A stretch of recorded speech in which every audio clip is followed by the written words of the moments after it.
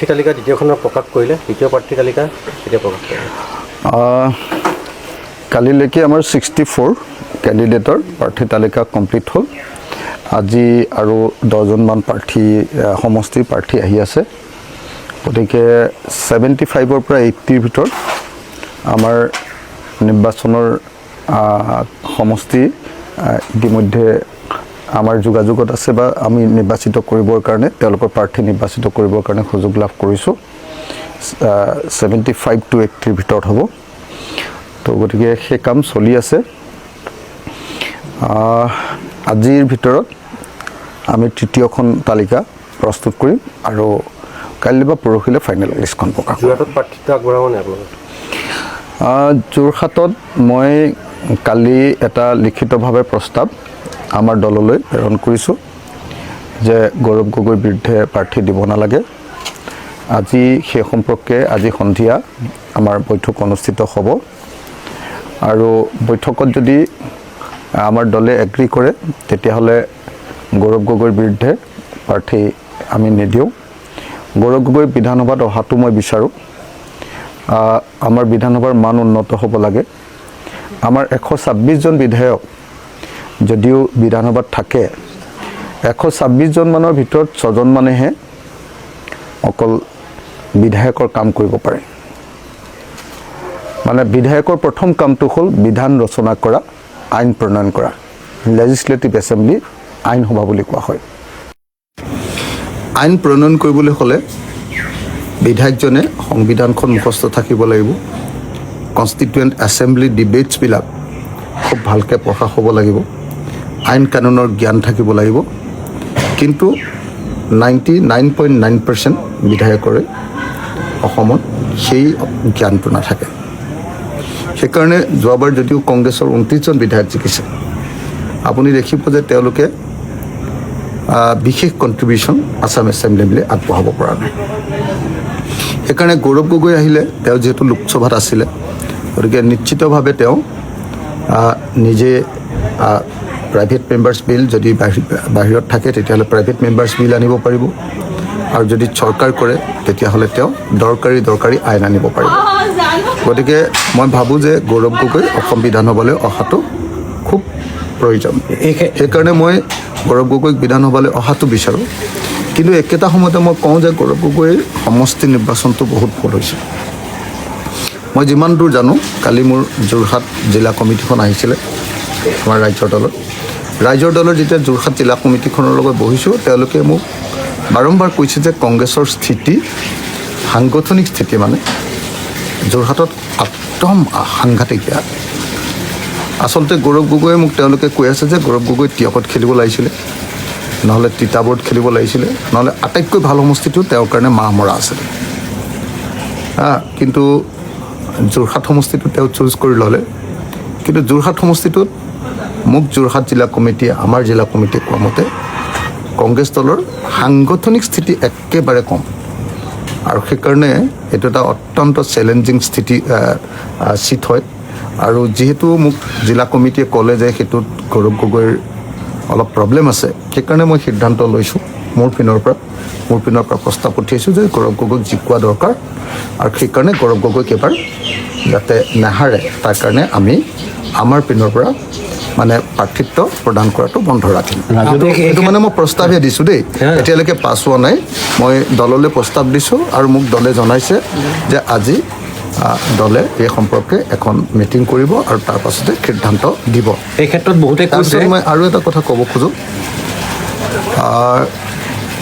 যে আপোনাৰ মইতো ভাবোঁ যে গৌৰৱ গগৈয়ে ডাইৰেক্টলি যদি মোক ৰিকুৱেষ্ট কৰে, তেওঁ যদি পোনপটীয়াকৈ তেওঁ অনুৰোধ কৰে, তেওঁ অনুৰোধ বৰকৈ নকৰে, তেওঁ অকণমান অহংকাৰত থাকে, তেওঁ মানুহলৈ ফোন চোন নকৰে আৰু ফোনো বৰকৈ নধৰে।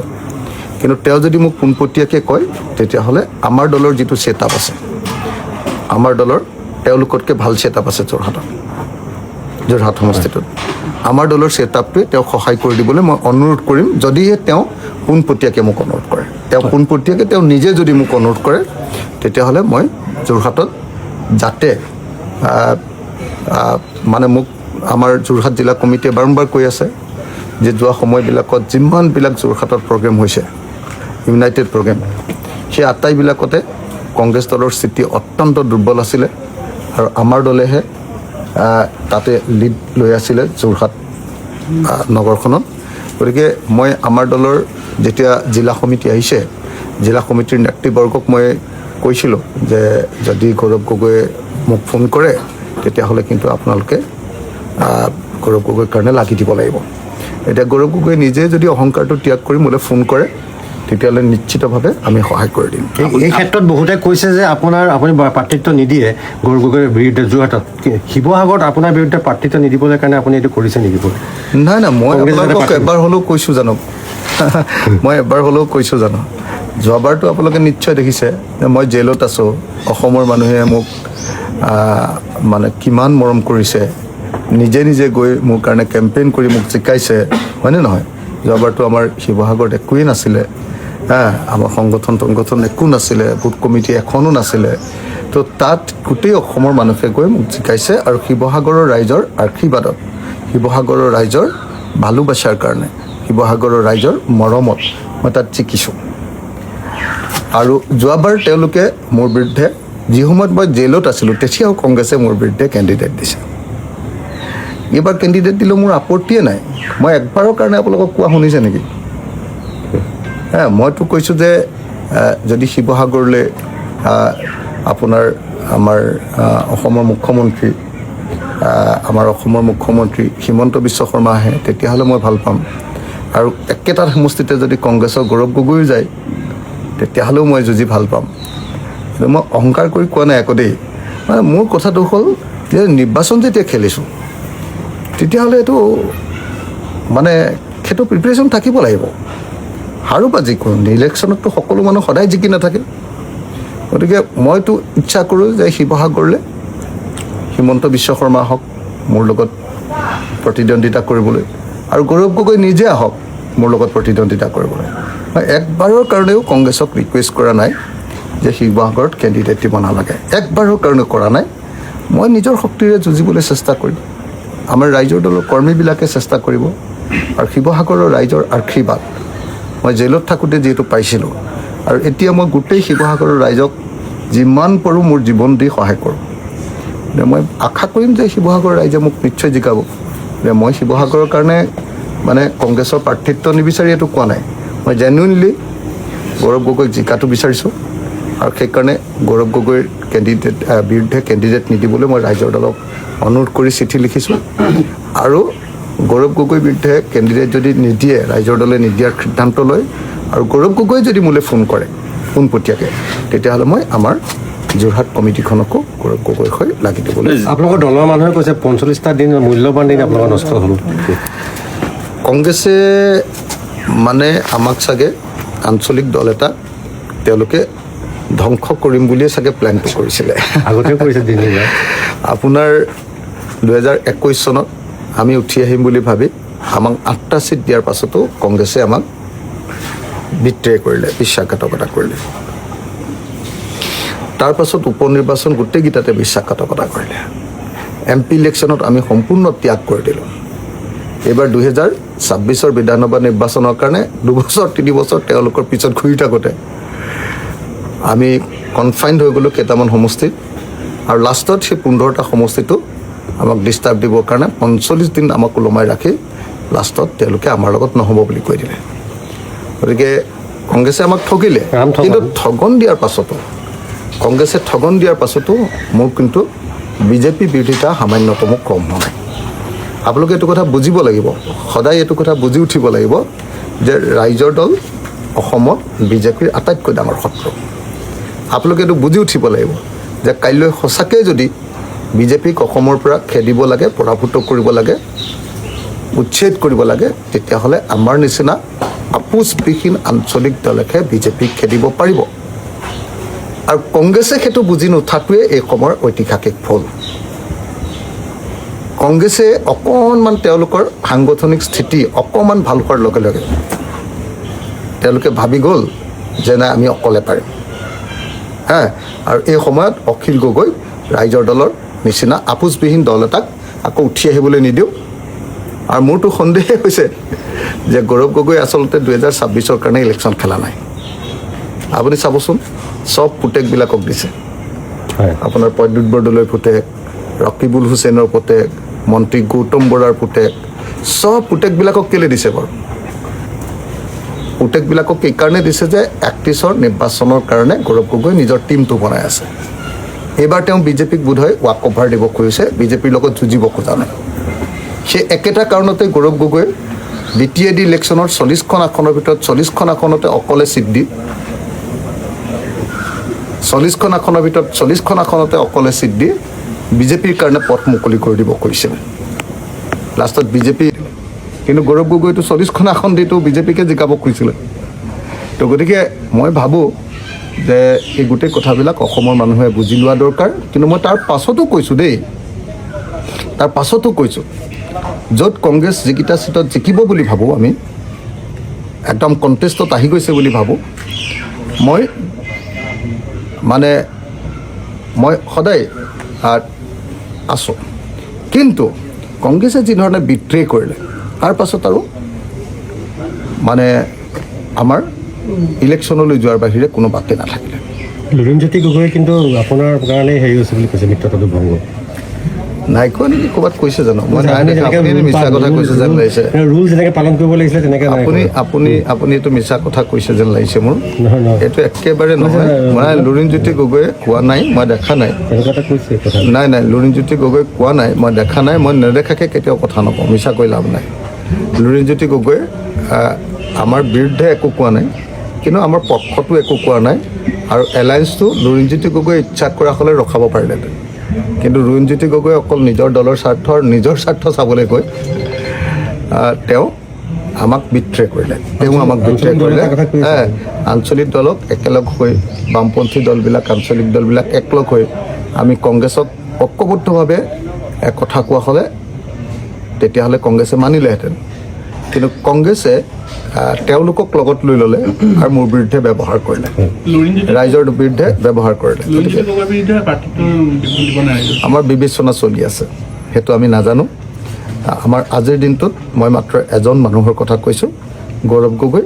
মই খুব আন্তৰিকতাৰে বিচাৰোঁ যে গৌৰৱ আমাৰ বিধানসভালৈ আহক।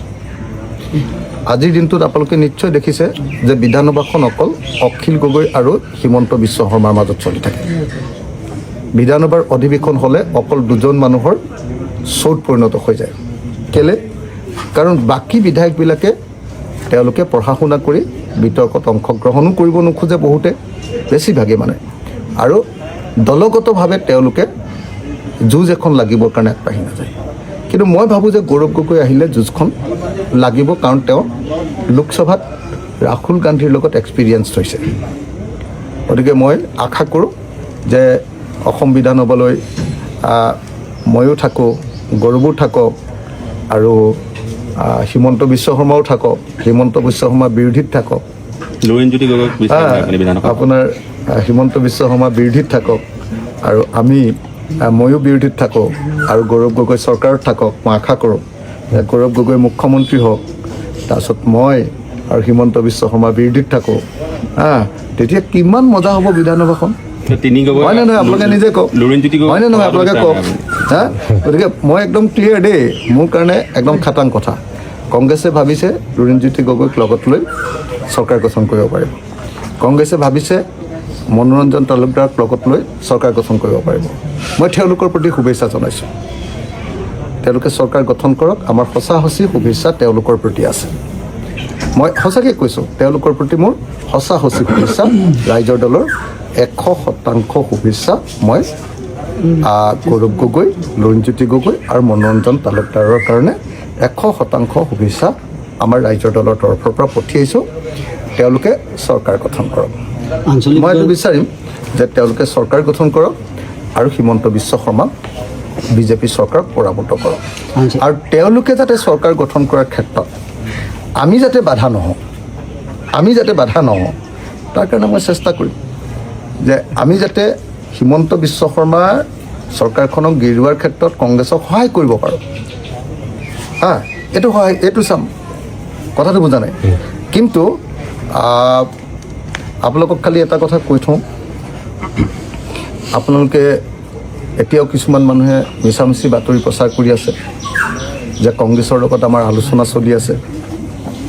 যিদিনা যোৱা 13 তাৰিখৰ দিনা কংগ্ৰেছে ৰাইজৰ দলক ধিং, নাওবৈচা আৰু দলগাঁও নিদিওঁ বুলি ক'লে, এই তিনিটা সমষ্টি ৰঙানদী, আপোনাৰ দলগাঁও আৰু ধিং নিদিওঁ বুলি ক'লে, সেইদিনাৰ পৰা কোনো আলোচনা হোৱা নাই। গৌৰৱ গগৈয়ে এতিয়ালৈকে মোক এটাও ফোন কৰা নাই, জিতেন্দ্ৰ সিঙেও মোলৈ এটাও ফোন কৰা নাই। আপোনালোকৰ টিভিতে মই দেখি আছোঁ যে নাই আলোচনা মনে মনে চলি আছে। কোনো আলোচনা চলা নাই। কোনো গৌৰৱ গগৈ, কোনো জিতেন্দ্ৰ সিঙে, কোনো অখিল গগৈলৈ ফোন কৰা নাই। শদিয়াৰ পৰা ধুবুৰীলৈ, বৰাকৰ পৰা ব্ৰহ্মপুত্ৰলৈ সকলোৰে মাজত চিনাকি এটা নাম প্ৰাতঃ টাইম।